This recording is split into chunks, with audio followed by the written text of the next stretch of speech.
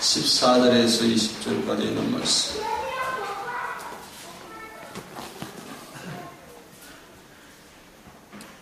그들이 무리에게 이르매 한 사람이 예수께 와서 꿇어 엎드려 이르되 주여 내 아들을 불쌍히 여기소서.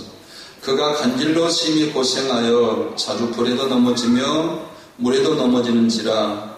내가 주의 제자들에게 데리고 왔으나 능히 고치지 못하더이다. 예수께서 대답하여 이르시되 믿음이 없고 폐간스되어 내가 얼마나 너희와 함께 있으며 얼마나 너희에게 참으리요 그를 이리로 데려오라 하시니라. 예수께서 꾸짖으심이 귀신이 나가고 아이가 그때부터 나으니라. 이때에 제자들이 종용이 예수께 나와 이르되 우리는 어찌하여 쫓아내지 못하였나이까. 이르시되 너희 믿음이 작은 까닭이니라. 진실로 너희에게 이르노니 만일 너희에게 믿음이 겨자씨 하나일 만큼 있어도 이 산을 명하여 여기서 저기로 옮기라 하면 옮길 것이요 또 너희가 못할 것이 없느니라. 아멘. 오늘 이 말씀을 가지고 믿음이 뭔가, 믿음이란 뭐냐라는 걸 말씀을 드리려고 합니다. 사람들이 오늘은 말씀이 굉장히 쉽고 이해가 잘 되겠다라고 생각하고 또 믿음에 대해서 내가 자신 있다라고 생각을 합니다. 기독교는 믿음을 강조하고 또 믿음으로 구원받습니다. 그래서 많은 사람들이 믿음이 있다 이렇게 생각을 합니다. 그러나 믿음이 진짜 본질이 뭔가, 믿음이 뭔가, 겨자씨하나 믿음이 뭔가라고 물으면 사실은 이 믿음만큼 많은 착오를 일으키는 것이 없습니다. 그래서 믿음을 제대로 갖는 사람들이 그렇게 많지 않다라는 사실입니다. 그래서 오늘 믿음에 대해서 여러분들이 믿음이 뭔가라는 것을 가지고 설문에 받기를 원합니다. 예, 목사님 이사야서 강의를 하다가 마태복음으로 이렇게 바꿨느냐. 인터넷 설교를 하다 보니까, 인터넷 방송을 하다 보니까 들은 사람들이 이렇게 말을 하더라고요. 그 이사야서나 이 예언서 같은 경우가 사람들이 익숙하지 않기 때문에 목사님 설교를 듣는 것이 참 힘들다. 그래서 좀 쉬운 것부터 이렇게 해서 설교를 내용이나 이런 거 올리면 참 좋겠다라고 이렇게 해서 그러면 개념부터 잡아야 되겠다라고 생각을 하고 오늘 본 말씀을 이제부터 이제 이런 분야에 대해서 한 두서너 달 동안 말씀을 전할까 그렇게 생각합니다. 이 믿음의 배경이 나오게 된 배경이 있어요. 믿음이 제자들에게 믿음이 뭔가라는 걸 가르쳐주는 배경들이 오늘 본 말씀에 아주 상세하게 기록이 되어 있습니다. 한번에 예수님께서 변화산에서 베드로, 요한이 3명의 제자들 데리고 기도하러 갔습니다. 나머지 9명의 제자들은 변화산 밑에서 이제 있었죠. 이 예수님이 없을 부재시대 때에 귀신 들려 간질병에 걸린 아이를 고치려고 아버지가 찾아온 겁니다. 이 아이의 상태는 심각했습니다. 불 속에도 들어가기도 하고 물 속에 뛰어 들어가기도 하고 심지어는 거품을 흘리면서 땅에 뒹굴기도 하는 이렇게 아주 엄청난, 그런데 이 자를 귀신을 쫓아내달라고 오는 겁니다. 제자들은 몇 개월 전에 예수님에게 귀신 쫓아내는 권능을 받았습니다. 그리고 제자들도 이 귀신뿐만 아니라 여러 가지 병을 고치는 그러한 경험도 있습니다.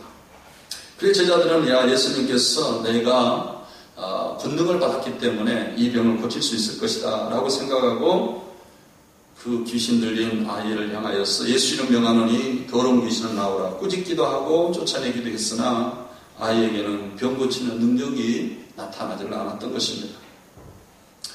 그리고 예수님이 왔어요. 기다렸던 이 아이의 아빠가 예수님께 달려들어가서 제자들에게 이렇게 고치지 못했는데 할 수 있으면 이 아이를 좀 고쳐달라고 하니까 예수님이 할 수 있거든 무슨 말이냐, 믿는 자에게는 능치가 얻은 것 하면서 그 믿음을 끌어내시고 그리고 믿음이 없음을 용서하시고 믿음 없음을 회개할 때에 그에게 믿음을 주시고 병을 고쳐내는 놀라운 능력을 허락했던 것을 우리는 볼 수 있습니다. 그리고 제자들에게 갔었을 때 제자들이 예수님께 조용하게 물었죠. 예수님, 우리는 왜 이 병을 고칠 수가 없었습니까? 라고 물었을 때에 예수님께서 믿음이 없는 까닭이다. 오늘 본 말씀은 믿음이 작은 까닭이다. 마가복음 믿음이 없는 연고다. 라고 이야기했고, 누가복음은 믿음이 없어서 기도하지 않은 연고다. 여러 가지 대답을 할 수가 있겠습니다만, 아무튼 오늘 본문 말씀에 믿음이 없다. 그러면서 겨자씨 하나만한 믿음이 있더라면 이 산을 명하여 바다에 던지우라 하여도 던지고 너희들이 능치 못할 일이 없을 것이다. 라고 이야기했던 것입니다. 여러분 생각해 보시길 바랍니다. 마가복음 6장에 이 사건 이전에 예수님께서 제자들에게 많은 귀신을 쫓아내는 권능을 주었다라고 이야기를 하고 마가복음 6장 10장에 많은 귀신을 쫓아내며 많은 병자에게 기름을 발라 고치시더라. 누가? 제자들이 이 사건 이전에 많은 귀신을 쫓아내며 많은 병자를 고치는 그러한 일을 행했는데 왜 지금 이 순간에는 고치지 못했느냐? 그 전에는 믿음이 있었고 지금 믿음이 없었느냐? 믿음이 있고 없고 라는 것이 있느냐라는 것. 여러분들이 여기에 믿음이라는 것에 대한 개념부터 좀 정리해야 되지 않을까 이렇게 생각해요. 첫째로 오늘 본 말씀에는 제자들이 귀신을 쫓아내지 못한 것은 몇 가지 이유가 있는데 이 겨자씨 할 만한 믿음이 없다라는 거예요. 그래서 이 제자들에게 명했던 사역이 실패했던 겁니다. 우리가 이 제자들이 하는 모든 사역은 믿음으로만 가능한 사역이에요. 그 믿음으로 가능한 사역이 뭡니까? 제자들이 예수님에게 받았던 두 가지 사역이 있었는데 하나는 뭐예요? 오늘 본 말씀 마태복음 17장 이전까지의 그 사역을 예수님의 사역을 두 가지로 요약한다 그러면 하나님 나라의 복이 뭔가, 하나님의 나라의 삶이 뭔가라는 것을 가르치는 사역이었어요. 그 첫째 사역이에요. 두 번째 사역은 하나님의 나라의 복과 삶을 말씀으로 귀로 듣겠다면 이제 하나님께서 이적과 기적을 통하여서 하나님이 다스린다. 하나님 나라가 우리 마음속에 임했다. 하나님께서 너희 마음속에 사탄의 나라를 멸하고 죄가 지배하는 나라가 멸망당하고 의의 나라가 너희 마음속에 이루어진다라는 하나님의 나라의 확정 사역, 보여주는 사역을 하도록 했어요. 이 두 가지 사역이 듣게 하는 사역과 보여주는 사역. 그래서 마태복음 5장의 7장까지는 복 있는 사람은 하고 하나님 나라의 복을 쭉 설명을 합니다. 그리고 또 하나님 나라의 삶을 잘 설명을 해요.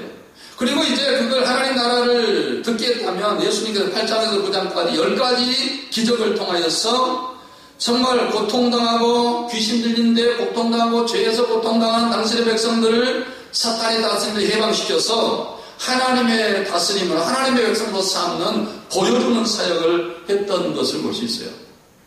이 두 가지 사역은 예수님만 하는 사역이 아니라 제자들을 불러서 마태복음 10장에 제자들을 불러가지고 귀신을 쫓아내면서 그것을 고치는 능력을 행하게 하시고 그 사역을 하도록 제자들에게 명하였습니다.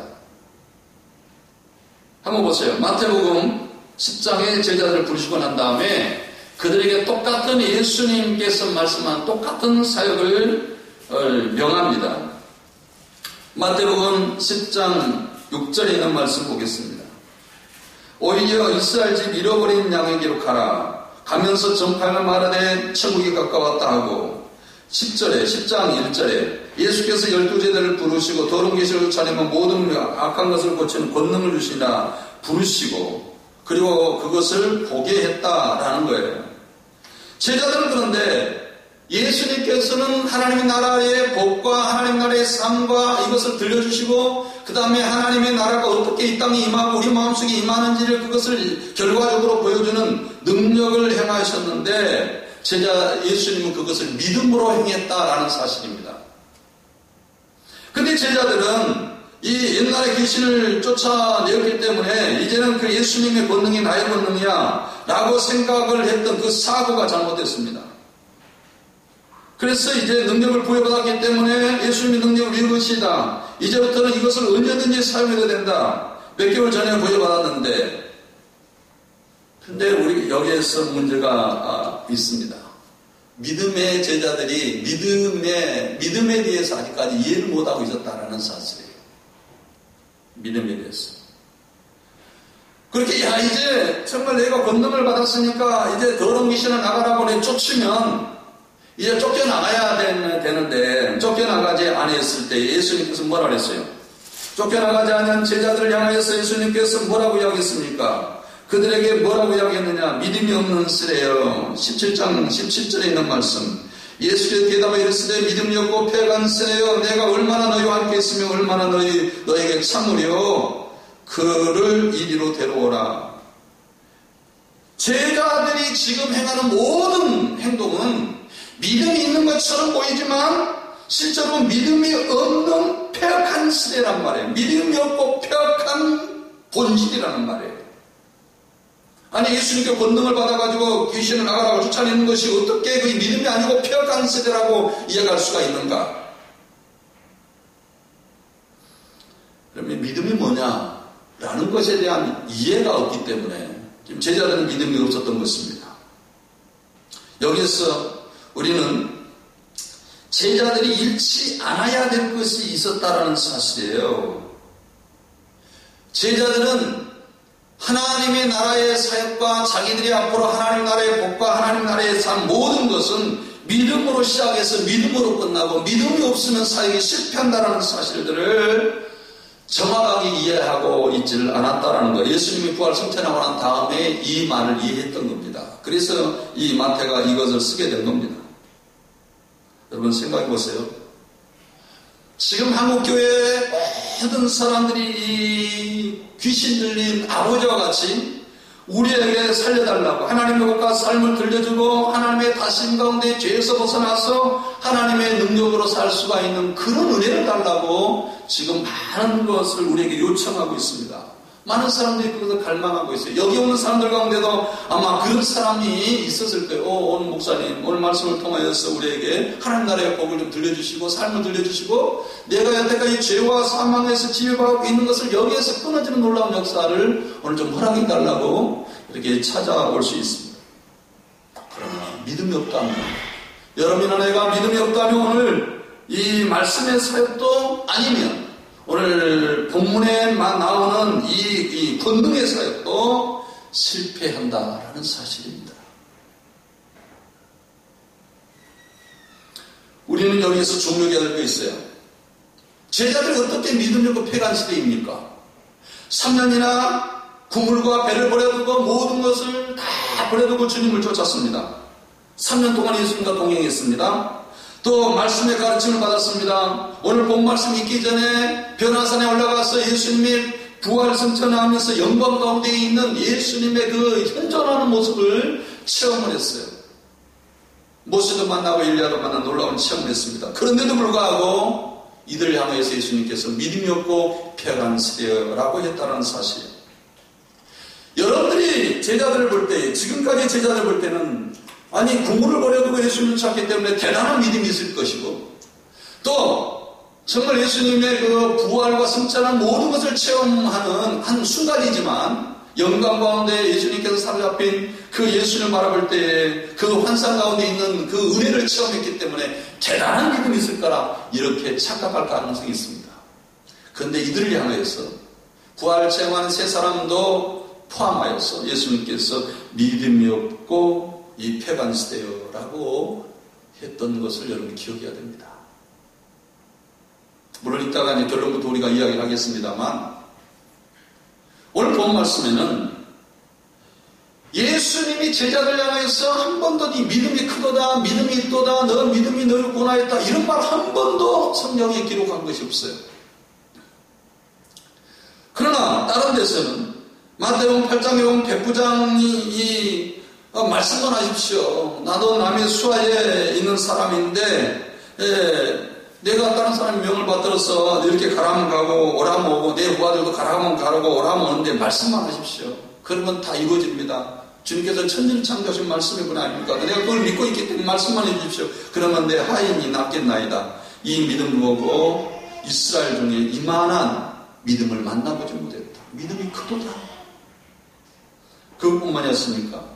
두로와 시돈 지방의 가나안 여인을 향해서 예수님께서 그 여인이 뒤에서 쫓아옵니다. 주여 나를 불쌍히 여기시옵소서. 그렇게 쫓아옵니다. 내 딸이 흉악한 귀신이 들렸나이다. 다윗의 아시는 나를 고쳐주시옵소서. 예수님께 뭐라고 했어요?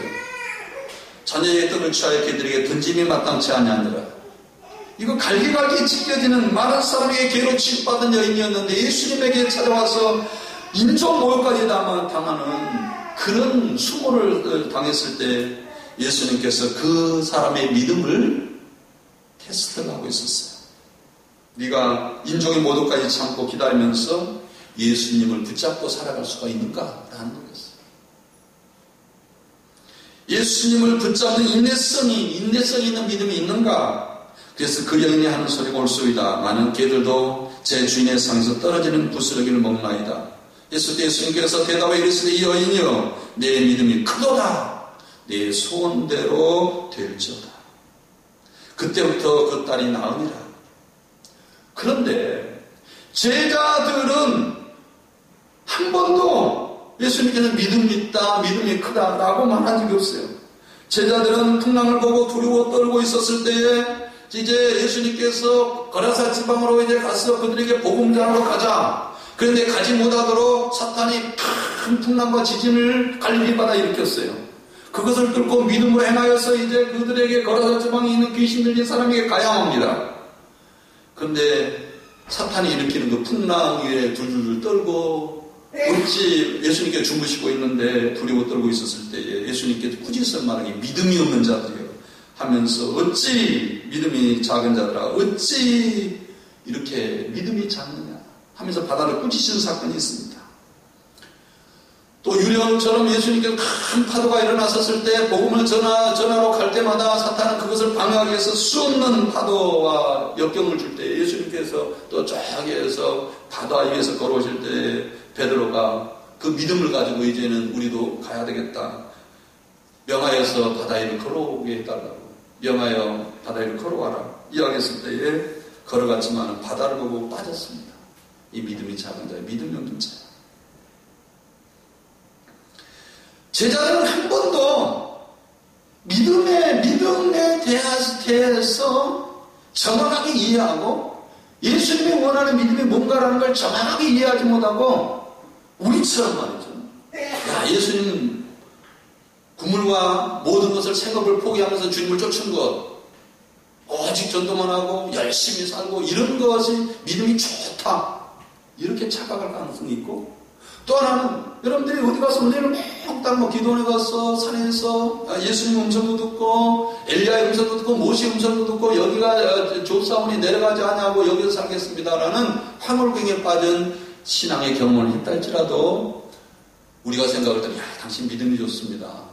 그런 사람들이 교회에 와서 간증을 하면 믿음이 좋다 하지만 그것은 믿음의 본질에 가까운 믿음이 아니에요. 믿음이 아닙니다. 왜 믿음이 아닙니까? 제자들에게 그것이 믿음이 아니라고 믿음이 없고 폐간시다고 예수님께서 이미 정해놨기 때문에 내가 하는 소리가 아니라 예수님께서 믿음이 없고 폐간시래요 라고 정해놨기 때문에 믿음이 바닥이다라는 사실이에요. 이 제자들이 당하는 이 믿음이 바닥이라는 말은 예수님께서 어느 때 사용했던 이야기인지 아십니까? 서기관과 바리새인들이 예수님에게 표적을 보여달라고 했어요. 그래서 그들을 향하여서 예수님께 아가고 음란한 쓰래요 라고 이야기를 하면서 표적을 구하니 요나의 표적밖에 보일 것이 없다라는 사실입니다. 지금 표적을 구하고 예수님의 체험을 구하고 예수님을 향하여서 이렇게 많은 사람들이 이적과 기사 같은 표적에 관심이 많이 있는 서기관과 바리새인들 그러면 우리가 믿겠습니다. 그들을 향하여서 말하기를 뭐라고 이야기했어요? 아가고 음란한 쓰래요. 제자들이 지금 어떤 다른 한 상에 사로잡혀 있다라는 사실입니다. 여러분 생각해 보세요. 사탄은 늘 이 헛된 영광을 사로잡히도록 우리를 시험하고 있다는 사실. 예수님께서 성전에 뛰어내리라. 천사들이 와서 발에 부딪히지 않게 하리라. 그러면 네가 영광을 받을 것이다. 천사들이 발에 부딪히지 않게 하면 예수님이 영광을 받을 것이고 사람들이 예수님이 하나님의 아들이라고 믿게 될 것이다. 예수님을 따르는 모든 사람들이 구름대처럼 많아질 것이다. 그렇게 해라. 여러분, 이것은 사탄의 노림수예요. 늘 우리가 이 세상에 살아갈 때에 사탄은 믿음을 헷갈리게 만들어요. 이것이 믿음인 것처럼 거짓된 헛된 영광과 거짓된 것을 추구하는 것이 믿음인 것처럼 한국의 거짓된 영광과 거짓된 헛된 것, 영광을 추구하는 것이 곧 믿음으로 전락하고 말았어요. 지금 한국교회가 그렇습니다. 예수님이 성전에 뛰어내려서 천사들이 발에 부딪히지 않게 하는 이 이적이 정말 이적과 표적을 통하여서 죄사함의 구원을 받을 수 있나요? 없습니다. 구원은 표적과 기적으로 일어난 것이 아니라 십자가를 통하여서 일어나는 거예요. 그래서 그들 향하여 아가복나는 세대여 너희가 표적을 구하나 요나의 표적밖에 구할 것이 없다 라고 말씀하시면서 심판대에 남방의 여인들이 너희에게 정죄할 것이다. 이 남방의 여인들이 뭐예요? 요나가 40일 동안 돌아다니면서 회개하라 그렇게 회개하라고 전했을 때 그들이 40 후에 이 땅이 망할 것이다 그래서 다 회개하고 구원받았잖아요. 그런데 진짜 남이 왔어요. 표적과 이적과 이 기사를 보여줬던 예수님이 그것을 보여줬지만은 죽은 자도 살아냈지만은 그들이 믿음을 가졌습니까? 그들 마음속에 헛된 영광만에 사로잡히게 만들었어요. 예수님 말씀했을 때 그들이 회개했나요? 그들이 하나님의 나라의 다스림을 받고 주님 품으로 돌아왔나요? 아니었어요. 그래서 니느웨 백성들이 아니면 그때의 남방의 여인들이 너희를 향하여 심판을 행할 것이다 라는 사실입니다. 저희들도 똑같이 지금 이와 같은 이 폐악하고 음란한 시대라고 믿음이 없고 폐악한 시대라고 똑같은 말입니다 라고 책망을 받았습니다. 왜 그랬을까요? 믿음이 없기 때문이었습니다. 믿음이 없기 때문에. 자, 그렇다면 예수님이 원하는 믿음이 뭔가 라는 사실이에요. 여러분들이 가져야 할 믿음이 뭔가 라는 사실을 이야기를 한 겁니다. 오늘 본 말씀. 이때 예수께서 조용히 나와 이르시되 어찌하여 우리는 귀신 듣지 못한나이까. 17장 20절에 한번 같이 읽겠습니다. 너희 믿음이 작은 까닭이라 진실로 너희에게 이르노니 만일 너희가 믿음이 겨자씨 하나만 만큼 있어도 이 산을 명하여 여기서 저기로 옮기라 하여도 옮길 것이요 또 너희가 못할 것이 없느니라. 제자들에게 겨자씨 할 만한 믿음이 없었다라는 사실입니다. 그렇다면 예수님이 원하는 이 겨자씨의 믿음이 뭔가라는 거예요. 뭐 겨자씨 믿음 그러면 사람들이 어떤 생명 있는 믿음, 먼 믿음 그런데 그것은 뻥입니다. 성경은 그것을 말하고 있질 않아요. 이 겨자씨는 말이죠. 가장 작지만은 큰 결실을 맺는 그런 열매입니다. 겨자씨는 저원수의 가장 작은 씨지만은 저원수의 가장 큰 나무 중에 하나예요. 하나님 나라는 이와 겨자씨와 같다라고 하면서 겨자씨 하나하나 믿음에 대해서 이야기를 한 겁니다. 겨자씨의 믿음이 뭐냐라는 거예요. 이 본문 말씀을 하기 전에 이 겨자씨를 말하는 믿음 있기 전에 이미 예수님께서 마태복음 17장 하기 전에 16장에 믿음에 대해서 이야기를 했어요. 믿음에 대해서. 믿음이 뭔가라는 것을 16장에 이미 예수님께서 제자들에게 설명을 다 해놓고 있어요. 16장에서 말하는 예수님이 겨자씨에 대한 믿음에 대해서 제가 오늘 설명을 할 겁니다. 이 예수님께서 겨자씨 하는 만한 믿음에 대해서 이야기를 하게 된 배경이 베드로가 예수님은 주시오 그리스도시오 살아계신 하나님의 아들이다 라고 고백할 때부터 내가 십자가와 부활 예수님께서 제자들에게 설명했던 겁니다. 그때부터 예수님께서 내가 제사장들과 장로들에게 고난을 받고 죽임을 당할 것이라 라고 이야기했는데 마태복음 16장 21절에 그런데 제자들이 뭐라고 이야기했습니까? 아닙니다. 주님 그럴 리가 전혀 없습니다. 그럴 리가 없습니다. 라는 사실이었습니다. 이때 예수님께서 뭐라고 얘기해요? 이런 주께서 일어날 수 없습니다. 라고 이야기할 때에 예수님께서는 너가 지금 사탄의 시험을 받아서 나를 넘어뜨리게 하는구나. 다시 말해서 지금 네가 믿음으로 살아야 되고 지금 네가 믿음이 뭔가를 깨달아야 되는데 네가 사탄의 시험을 받아서 네가 헛된 영광에 사로잡혀가지고 이 사람들이 믿음의 사람 것이 아니라 헛된 영광에 사로잡혀가 성도들이 사로잡힌다는 사실이에요. 그래서 그리 마옵소서 할 때 예수님께 이 사탄을 물러가라 하면서 네가 나를 넘어지게 한 거다. 네가 지금 하나님의 일을 생각하지 않냐고 오히려 사람의 일, 사탄의 미혹받아가지고 지금 사람의 일을 생각하면서 사탄의 미혹을 받았다라고 이야기를 합니다. 그리고 하는 말이 뭔 말인지 아십니까? 내가 매달린 이 십자가는 지금 예수님께서 제사장에게 가서 장로들과 제장들에게 십자가 못 박아 죽은 이 십자가는 내가 개인 예수님 혼자 우리를 인류를 구원하기 위해서 죽은 십자가이지만 나 혼자 되는 십자가가 아니라 너희들이 믿음으로 걸어가야 할 십자가라는 사실을 이야기했어요. 너희가 반드시 믿음으로 걸어가야 할 십자가가 이 십자가다 라는 사실을 이야기했어요. 이 예수께서 이르시되 뭐라고 했어요? 제자들에게 16장 24절에 같이 한번 읽겠습니다. 이 예수께서 제자들에게 이르시되 누구든지 나를 따라오거든 자기를 부인하고 십자가를 지고 나를 따를 것입니다. 그럼 여기에 아주 중요한 의미가 있습니다. 믿음의 길은 뭐냐? 주님을 따르는 길이에요. 믿음 없이는 주님을 따를 수가 없어요.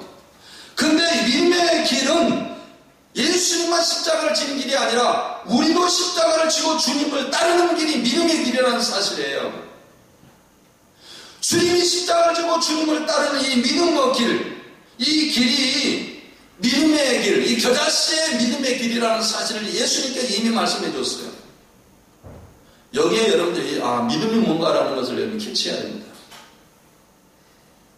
십자가의 믿음의 원리가 뭔가? 십자가의 믿음의 원리는 첫째는 뭡니까? 십자가를 누구든지 나를 따르면 자기를 부인하고 십자가를 지고 첫째 믿음의 길은 자기를 부인하고 라는 사실입니다. 자기를 부인하고. 두 가지 원리가 있어요. 예수님이 십자가를 질 때에 두 가지 원리로 십자가를 졌어요. 처음에는 자기를 부인하고 하나님께 의탁하는 것이었어요. 자기를 부인하는 것은 두 가지 원리입니다. 나를 부인하는 것이고 또 하나는 내 자신을 하나님께 의탁하는 거예요. 예수님께서 그렇게 말씀했어요. 하나님, 내 뜻대로 하지 마시고 하나님의 뜻대로 하기를 원합니다. 이 기도 끝난 것이 아니었어요. 내 영혼을 아버지께 부탁하나이다 라는 기도였습니다. 믿음이란 뭐냐면 하나님을 따르는 길인데 하나님을 십자가를 따르기 위해서 말씀을 따르기 위해서 반드시 해야 할 일이 있는데 나를 부인하고 나의 삶과 나의 생각과 나의 모든 것, 나의 영혼까지 나의 인생의 모든 것을 하나님께 의탁하는 이것이 믿음의 길이고 이것이 주님을 따르는 길입니다. 믿음의 길의 첫 관문이 뭡니까? 자기를 부인하는 거예요. 이것 없이 제자들이 헛된 영광에 사로잡혔기 때문에 믿음이 없다고 책망을 했던 겁니다. 믿음의 첫 관문은 자기를 부인하는 거예요. 자기를 부인하는 것, 그러니까 사람들은 또 이렇게 가르칩니다. 세상의 욕심과 세상의 욕망을 죽이는 것이다. 나는 세상의 욕심도 없고 욕망도 없다. 나는 이미 십자가에 죽었다. 이 사기꾼들입니다. 자기를 부인하는 원리는 뭐냐 그러면 자기를 신뢰하지 않는 거예요. 자기를 의지하지 않는 거예요. 자기 자가 완전히 깨지고 포기하여 자기를 부인하는 거예요. 뭡니까? 하나님 말씀 앞에 내 자신을 비춰볼 때에 내 자신의 더러운 실체가 드러나고 죄악의 실체가 드러나고 사탄의 실체가 드러나고 내가 세상 풍조를 따랐던 부패한 실체가 드러나고 내가 주님께로 행하지 못했던 무능력한 실체가 드러나서 어찌하여 내가 이런 삶을 살았을까라고 토박하고 하면서 자기 자신을 신뢰하지 않냐고 나는 주님께 할 수밖에 없다라는 완전히 깨지고 부서지는 상태를 가리켜서 여기에서 자기를 부인하는 겁니다. 이것이 부인이에요. 자기 부인. 믿음의 길이라는 것은 첫 과목이 뭐냐? 겨자씨의 믿음이라는 첫 과목이 뭐냐? 자기를 부인하는 거예요. 자기를 부인하는 거. 자기 부인 없이는 주님 뜻대로 살 수가 없어요. 하나님 앞에서 내가 철저히 내 자신, 내 스스로 십자가에서 정죄당해야 돼요. 내가 정죄당하고 내 생각과 내가 여태까지 정말 완전히 절망하는 상태, 주님 뜻대로 살지 못하고, 정말 생각해 보세요. 여태까지 완전히 절망하고 스스로 죄의 개수역들만 만나겠던 그러한 삶이라는 것은 내 속에서 전혀 보이지 않냐고, 내 생각도 더러운 삶, 저런 생각에 사로잡혀있던 이 나의 자신, 이 진리 앞에 나의 자신이 폭로되어서 나에 대한 절망과 나에 대한 탄식으로 사로잡힐 때, 그럴 때 하나님, 나는 도저히 할 수 없습니다. 하나님이 나를 붙들어 주시지 않으면 나는 한 걸음도 믿음으로 갈 수가 없습니다. 주여 나를 붙들어 주시옵소서라고 나를 절망하는 상태, 이것을 자기 부인이라고 이야기를 하고 있습니다. 이 믿음의 첫 관문, 겨자씨의 첫 관문, 이 관문을 제자들은 아직까지 통과하지 않았어요. 근데 어떻게 제자들이 믿음이 있을 수가 있어요? 여러분들이 자기 부인의 첫 관문을 통과하지 않았더라면, 아무리 여러분들이 환상을 많이 하고 아무리 모든 걸 버려두고 주님을 쫓고 열심히 주의 일을 한다 할지라도 믿음의 길로 아직까지 들어서지 아니한 것입니다. 성도 여러분, 여러분 자신의 인격에 대해서 절망해 본 적이 있습니까? 자기 의에 대해서 절망하고 분노하고 내가 어찌 이런 삶을 살았을까라고 통곡해 본 적이 있습니까? 말씀 앞에서 완전히 자기의 실망을 포기하고 내가 십자가에서 철저하게 정죄당하고 철저하게 무능력해지는 그 자기 자신에 대한 절망을 여러분이 사로잡힌 적이 있나 말이에요. 이것이 없다면 아직까지 우리는 믿음의 길과 거리가 먼 삶을 살 것입니다. 여러분, 내 허물과 내 죄로 십자가에 죽어야 합니다.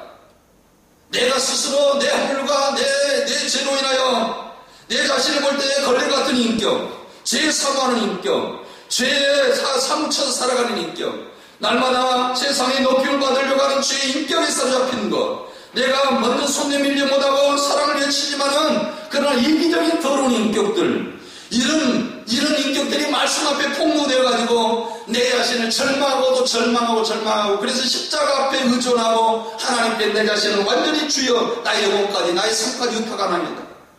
이 절망, 이것이 자기 부인이라고 해요. 부인입니다.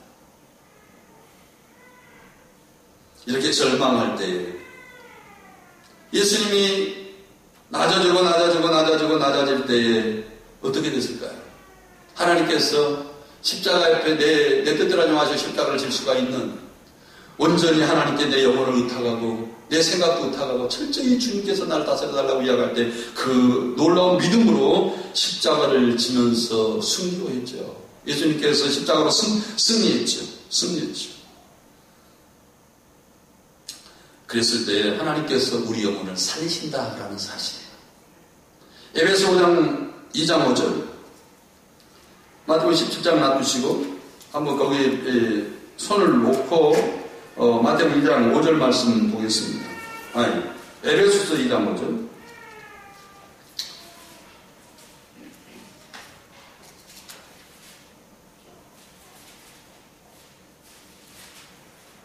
같이 한번 읽겠습니다. 시작. 허물로 죽은 우리를 그리스도와 함께 살리시고, 허물로 죽은 우리. 여기서 허물로 죽은 우리라는 것은 이미 예수님께서 말씀했지만 자의 허물과 죄로 자기 자신을 스스로 십자가에 쳤던 하는 죽음에 이르는 이 사람들에게 그리스도와 함께 살리셨다라는 사실. 저주와 심판의 자리에 내 스스로가 놓여져 있었어요. 내가 그걸 깨달았어요. 내가 내 자신을 깨달았고 나는 의가 전혀 없는, 나에 대해서 실망하는 이 모습을 바라보면서 허물과 죄로 죽은 상태라고 이야기해요. 여러분의 허물과 죄로 죽은 상태는 여러분 자신에게 실망한 상태입니다. 그래도 나는 좀 착한 거 있고, 나는 그래도 믿음이 있고, 나는 뭐 있고, 나는 그래도 인격이 괜찮고, 이런 사람 아직까지 십자가의 죽음이란 뭔지 깨달지 못하고 허물로 죽었다는 것이 뭔가를 깨달지 못한 사람들, 깨달아야 됩니다. 그리고 십자가 앞에서 하나님의 뜻대로 살게 해달라고, 하나님의 은혜대로 살게 해달라고 부탁할 때에 하나님 하나님께서 이 죽음의 사망 가운데 내버려두시 아니하고 예수 그리스도의 부활과 함께 죽음에서 우리를 건지신 하나님, 이걸 알아야 됩니다. 근데 우리가 알아야 될 것이 날마다 이 십자가의 부인은 십자가에서 내가 날마다 십자가를 부인하고 내가 예수 그리스도 함께 십자가에 못 박혔네, 이제 내가 사는 것이 아니요 내 안에 그리스도가 사는 것이다 라는 십자가의 부인은 단 한 번 회개하고 한 번으로 끝나는 것이 아닙니다. 반복적으로 회개하고 반복적으로 해야 될, 날마다 겨자씨처럼 날마다 부인하고 날마다 해서 이것이 예수님 인격으로, 예수 하나님의 다스림으로, 하나님의 놀라운 그 다스림으로 풍성해지는 역사를 겨자씨의 믿음이라고 이야기하는데, 그 단번에 된 것이 아닙니다. 반복적으로 됩니다. 왜 그럴까요? 예수님이 그렇게 하셨기 때문입니다. 여러분 보세요. 베드로가 말이죠, 예수님이 십자가를 이야기할 때에 베드로가 사탄의 미혹이 돼가지고 야 이제 십자가를 지면 안 된다, 세상에 사람의 영광에 사로잡혔어요. 예수님 그렇게 능력이 많으신 분인데 어떻게 그렇게 십자가에서 처절하게 죽을 수 있습니까? 십자가는 실패입니다. 좌절입니다. 낭망입니다. 예수님께서 능력이고 부활이고 생명인데 어떻게 그 죽을 수 있습니까? 헛된 영광에 사로잡혔습니다. 그래서 이 사탄은 물러가라, 헛된 영광에 사로잡힌 베드로에게 사탄은 물러가라, 이렇게 했죠. 예수님도 똑같이 매일 육신을 가졌기 때문에 이 헛된 영광에 사로잡히도록 시험에 유혹을 받았다는 사실이에요. 히브리서 4장 15절에 보세요. 우리에게 있는 제사장은 우리의 양함을 동정하실 이가 아니요 모든 일이 우리와 똑같이 시험을 받은 자라며 이로되 죄는 없다. 예수님이 십자가를 질 때에 날마다 십자가를 지지 못하도록 예수님이 헛된 영광에 사로잡히도록 생각해보세요. 야, 성전에 뛰어내려라. 그러면 뭐 부딪히지 않게 할 거이다. 헛된 영광에, 세상적인 영광에, 세상적인 그 높임과 존경에, 세상 사람들이 인정하는 높임과 존경에 사로잡히도록 예수님께 수없이 사탄이 유혹했단 말이에요. 끊임없이 33년 동안 예수님께 유혹을 했을 때에 예수님께서는 단 한 번에, 내가 십자가에 한 번 못 박혀 죽었으니까 이제는 내가 한 번에 그냥 기도로 끝내버려. 한 번 회개했으니까 이제는 그 기도 안 해도 돼. 나를 부인하지 않겠어. 예수님이 그렇게 살았습니까? 날마다 부인했어요. 날마다 자기를 부인하고 하나님 내 뜻대로 하지 마시고 하나님의 뜻대로 되기를 원합니다 라고 기도했어요. 어느 정도 기도했는지 아세요? 한 번은 할 수 있거니 할 수 있다면 이 단을 나에게 했어요. 제거해라, 지나가게 해달라고 기도했죠. 그 다음에는 정말 겟세마네에서 기도할 때 땀방이 핏방이 되도록까지 기도하면서 주여라고 기도했죠. 또 반복적으로 계속적으로 베드로에게 시험당하지 않도록 십조가지 않도록 하면서 네가 유혹당하지 않도록 내가 너를 기도했다 라고 이야기하면서 예수님께서 그런 기도를 했죠. 예수님도 수없이 자기 부인을 반복적으로 자기를 부인했다는 사실이에요. 믿음의 길을 가기 위해서, 십자가의 길을 가기 위해서. 많은 인간들이요, 여기에서 이 차이가 납니다. 반복적으로 기도하지 않도록 만들어요. 그래서 믿음의 길을 가지 않도록 꺾어버려요. 생각해보세요. 빌립보서 2장 6절 7절 한번 보세요. 예수님께서 이거이 단 한 번에 이 기도로 끝나는 건가? 빌립보서 2장 6절.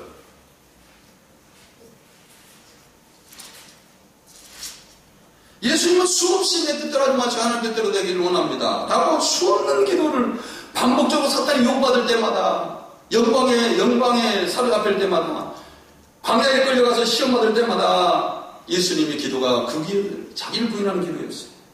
빌립보서 2장 6절 7절 같이 한번 읽겠습니다. 시작. 그는 근본에 하나님의 본체시나 하나님과 동등됨을 찰고 여기지 아니하시고 오히려 자기를 비워 종의 형체를 가져 사람과 같이 되었고 사람의 모난 나타나서 자기를 낮추시고 죽기까지, 자기를 비워 또 자기를 낮추시기까지 죽기까지 복종하였으니 십자가에 죽으심이라. 예수님께서 십자가를 지시는 원리가 자기를 비워서, 자기를 비워서, 아까 말했던 자기 부인을 하여서 내 뜻대로 하지 마시고 하나님의 뜻대로 되기를 원합니다. 예수님 말이죠, 자기를 부인할 사람이 아니에요. 예수님은 천지를 창조하시되 지혜 있는 분이에요. 지혜로 천지를 창조하시고 자기 의지가 분명하여 거룩한 의지를 가지고 있었어요. 그럼에도 불구하고 예수님께서는 날마다 자기를 낮추시고 복종하기까지 했단 말이에요. 자기 뜻대로 하지 마시고 하나님 뜻대로. 그 기도만 했습니까? 예수님이 시험 받을 때마다, 십자가를 지지 못하도록 시험 받을 때마다 자기를 비웠다는 말이에요.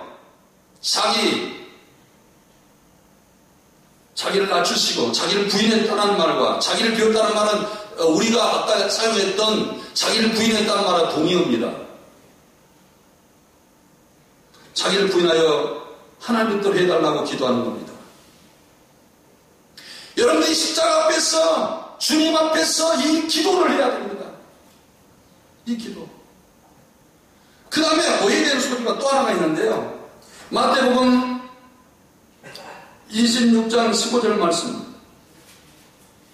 누가복음도 마찬가지요. 9장 무리에게 이르되 누구니 나를 따라오는 자기를 부인하고 날마다 제 십자가를 져라. 날마다 라는 말을 강조하고 있어요. 날마다 자기를 부인하고 날마다 제 십자가를 져야 될 것을 이야기하고 있다는 말이에요. 근데 마태복음 오늘 본 말씀 다시 돌아오겠습니다. 여기에 많은 사람들이 여기에 이 오해가 여기 있는 것 같아요. 마태복음 16장 25절 같이 한번 읽겠습니다. 누구든지 제 목숨을 구원하고자 하면 잃을 것이고 누구든지 나를 위하여 제 목숨을 잃으면 찾으리라. 이 말을 어떻게 해석하냐 하면은, 순교하면 예수님께서, 우리가 고생하고 순교하면 예수님께서 목숨을 다시 주지만 우리가 내 목숨을 지키려고 노력하고 그러면 예수님께 네 목숨까지 잃게 만든다. 이렇게 될 가능성이 있어요. 그 말은 전혀 아니거든요. 이 말은 말 아니에요.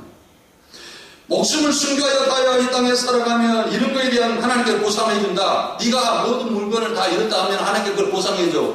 그런 뜻으로 여태까지 여러분들이 해석했는데 이 말은 역설법에 해당된 겁니다. 이 말은 목숨이라는 말 때문에 늘 오해를 해요. 목숨이라는 말 때문에. 근데 누가복음 보세요. 여기서 목숨이라는 말은 자기 자신의 전부라는 뜻이거든요. 누가복음 9장 25절 똑같은 말인데 누가복음 9장 25절은 뭐라고 표현했는가? 여기 번역이 좀 잘못됐다는 생각이 들어요. 여기는 자기 자신의 전부라고 이야기해야 되는데 누가복음 9장 25절 같이 한번 읽겠습니다. 시작.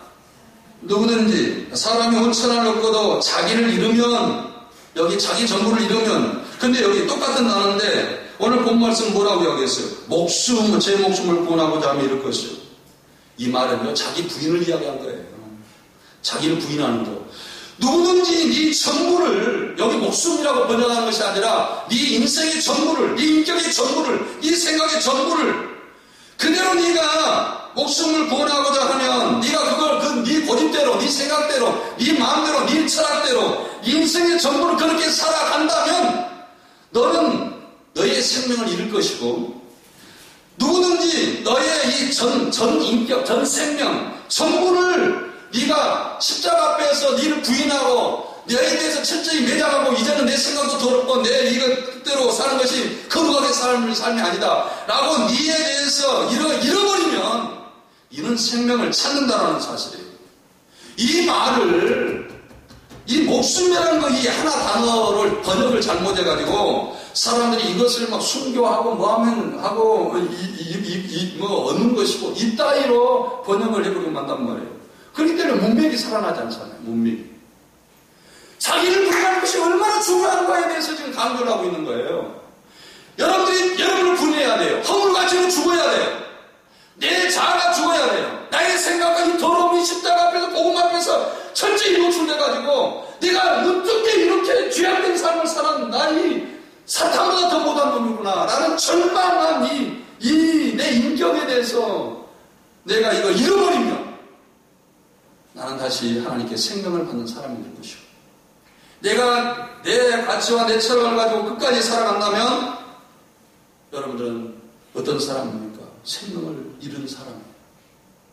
그 다음에 문제 26절에 마태복음 16장입니다. 사람이 만약 5천을 얻고도 제 목숨을 잃으면 무엇을 유익하리요? 사람이 무엇을 주고도 제 목숨을 받겠느냐? 5천을 얻고도, 다시 말해서 이 말은요, 부인한 거에 대한 보충 설명입니다. 사람은요, 자기 고집을 꺾잖아요. 우리 딸에게도 어떻게 이런 말을 했어요. 야, 니 그거 가지 말고, 야, 영어 선생님 해라. 아빠가 아들 영어 선생님 자리 알아봐 줄게. 아니야, 자기는 그거 간다는 거야. 자기 고집을 꺾는 것이요. 옛날에 누가 그러더라고요. 재벌 2세인데, 이 회사를 물려주고 하는데, 자기는 미술을 너무너무 좋아한 거예요.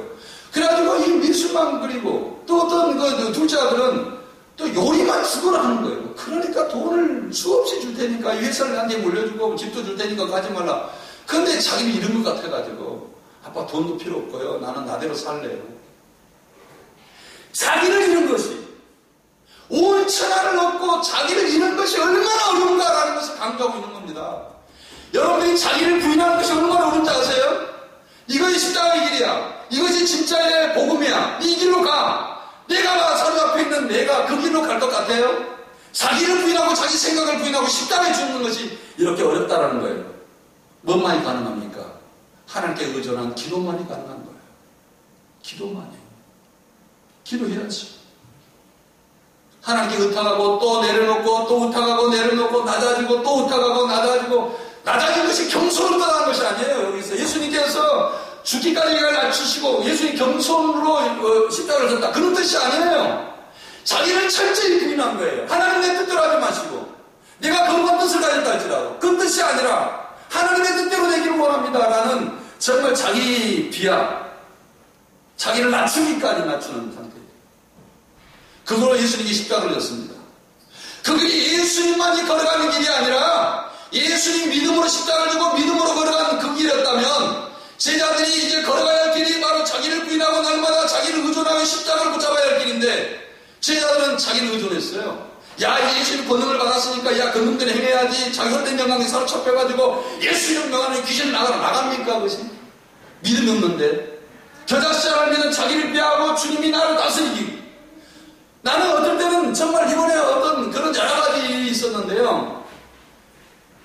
우리 교인들이 나에 대해서 철저히 실망하기를 바랬어요, 사실은. 왜냐? 저는 그래도 능력이 있구나, 뭐 있구나, 이것이 아니라, 하나님, 우리 목사님 철저하게 저 부패되고 나약한 인간이고 저런데, 하나님 불쌍히 여겨주십시오. 여러분들이 나를 몰라서 그러죠. 나는 얼마나 썩고 부패한 사람인지 모릅니다. 주님만이 나의 소원이고 주님만이 나의. 그래서 우리 교회가 부흥한 것은 나의 능력으로 된 것이 아니고 여러분들 은혜 받고 변화받는 것은 나의 능력으로 된 것이 아니라 주님의 은혜라는 것을 주님이 나를 불쌍히 했고 여러분 불쌍히 여겼다는 사실을 철저히 깨닫기를 사실을 원하고 그것을 위해서 기도했어요. 그것이 이 죄악의 본질이 드러나는 거 아닙니까? 그래서 주님을 의지하고 주님의 십자가를 붙잡고 주님을 위해서 살아가는 그런 철저한 삶을 살아기를 사실은 바랬던 겁니다. 이것이 믿음의 길입니다. 믿음의 길이에요. 겨자씨의 믿음의 길이 뭐냐? 우리가 어떤 생명의 길이다. 뭔 길이다? 본문을, 문맥을 정확하게 이해하면서 앞뒤 문맥, 앞뒤 문맥 딱 예쁘게 그것만 가지고 하면 이거 이단될 가능성이 참 많습니다. 사랑하는 성도 여러분, 겨자씨의 믿음의 본질이 뭡니까? 자기를 부인하는 거예요. 죽기까지 십자가에서 자기를 낮추는 겁니다. 자기를 철저히 십자가에서 정죄당하고 자기 인격과 자기 허물이 철저히 십자가에 드러나서 그게 정죄당하는 거예요. 그게 십자가에 한 번 죽음으로 끝나는 겁니까? 아닙니다. 예수님께서는 매일매일 어떨 때는 겟세마네 동산에서 피땀 흘리 땀방울이 모실과에 터져가고 땀방울이 핏방울이 되기까지 기도하고 어떨 때는 내 뜻대로 하지 마시고 하나님의 뜻대로 되기를 원합니다. 이야기하고 베드로와 그런 사람들이 있었을 때 아니다 너희는 사탄이 욕을 받아서 그런다.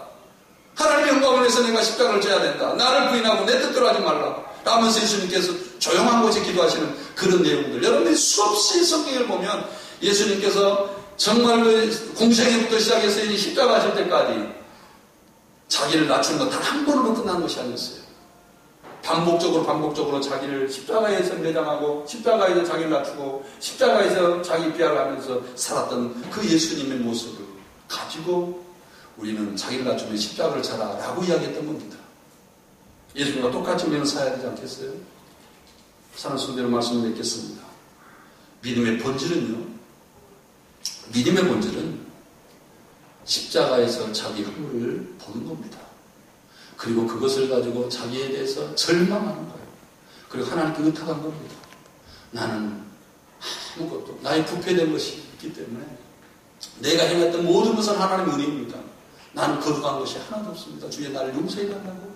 그리고 하나님께 의탁해서 성령이 나를 다스리고 성령이 나를 지배하고 성령이 나를 나되게 만들 때에 그것이 이제 커가서 그 겨자새 큰 나무가 되어서 사람들이 그것을 통해 은혜 받고 그것을 통하여 깃들고 그 사람들이 거기 와서 은혜를 받고 그 모습을 보면서 하나님의 영광을 드러내는 겨자씨의 믿음이 되는 것을 성경은 말하고 있습니다.